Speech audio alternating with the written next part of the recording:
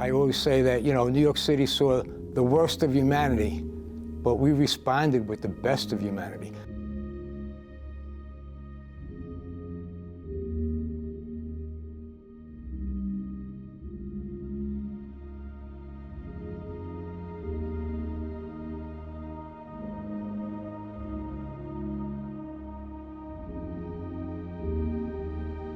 Hi, my name is Jack Ohm. I'm a retired battalion commander, New York City Fire Department, where I worked for 32 years. So I think everybody remembers how they felt on September 12th, 2001, right? All the American flags were out, people had them on their cars, they were stopping to help people. I witnessed that myself because I was on a pile, the World Trade Center site, for 9 months.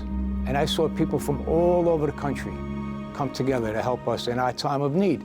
And Staten Island was the same way. We're a small community, but we're a tight-knit community. I mean, that is what America's about. My name is Sal Casano. I am the former fire commissioner for the FDNY. I was also the chief of department, and I served almost 45 years. The good that aroused after September 11th was the appreciation for first responders by the public. I remember us going down West Street after a day's work, and people would be there with signs hanging, "We love you, FDNY, we love you, NYPD, we love you, Port Authority."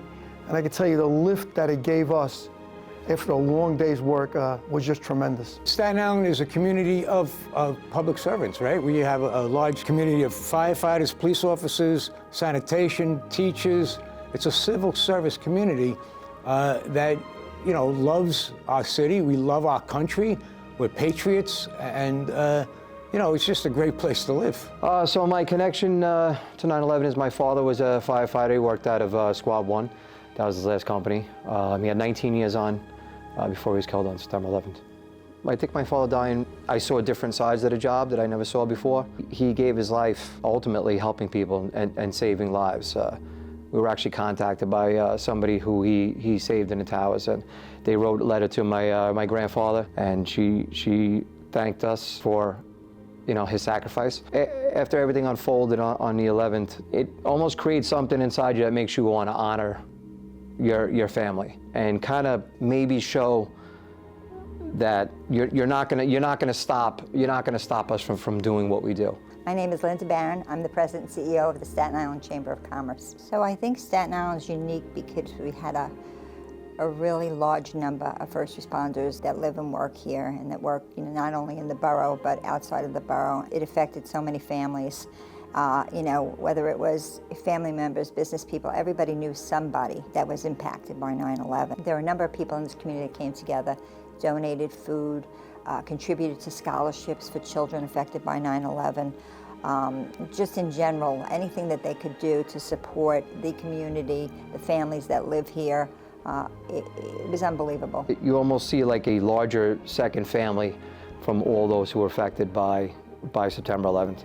If you go down to ground zero on September 11th, there's thousands and thousands of people who are showing up. And so I definitely feel there's a strong community within the September 11th families. We have a lot of signage in the fire department, and there was one plaque that said, "Still the greatest job in the world." And that is so true. I always wanted to be a fireman since I was 3 years old. Got on a job at 22 years old, and I knew it was the greatest job. I always said it was the greatest job in the world. Why? Because you're helping people. You're saving lives. Most of us did it for the love of what we did. And then 9/11 happened.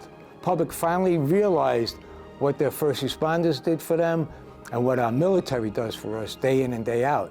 If I had to name one positive legacy of 9/11 over the last 25 years, it is some of the organizations that came to be because of the tragedy. On Staten Island, we're fortunate that we have homegrown non-for-profits, the Silla Foundation, the Beanie Foundation. My name is Massimo Dodana. I am the chairman and co-founder of the Carl Vincent Beanie Memorial Fund. Staten Island is the most unique community in the world. We're tough. We are probably some of the toughest people in the world. We are resilient. We don't take no for an answer. And when somebody in our community gets hurt, the community comes out in drones.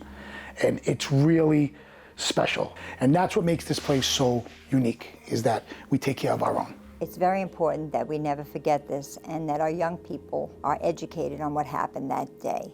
I know there are a number of initiatives. I know that the Siller Foundation has a curriculum that they're bringing into the schools, but it's been 25 years, so there are people that were born that don't even know what 9/11 is, and I think it's important to continue that legacy of making sure that we never forget.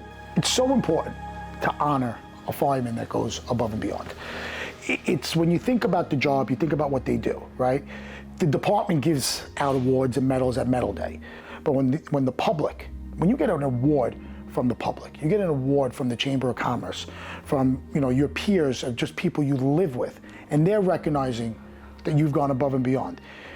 It's special. It's a different type of honor. We've seen people come together time and time again here on Staten Island for different tragedies, but I think just seeing more of that in the world today, the unity, the sense of pride that happened after 9/11, the appreciation for our first responders, I mean, that is really important. What those first responders did for us on that morning, they inspired not only New York, they inspired the whole country. I mean, I still get the goosebumps telling Stephen's story, off-duty fireman that ran through the tunnel with 60 pounds of gear on his back to sacrifice his life. 343 New York City firemen died that day. 23 New York City police officers died that day. 37 Port Authority police officers gave up their lives that day to save lives. And that's the definition of a hero. And I always say when I speak to the country that this is the least we can do for our true American heroes. If we can't support our first responders and our military men and women, who can we support? The one thing that I take pride in here at the Staten Island Chamber of Commerce is we haven't forgotten our first responders, and we continually honor the FDNY, the EMS, also the NYPD. I mean, it's really important to us. We also do things to honor our veterans here. You know, these first responders are out there protecting us. You hear about first responders going in when nobody else does.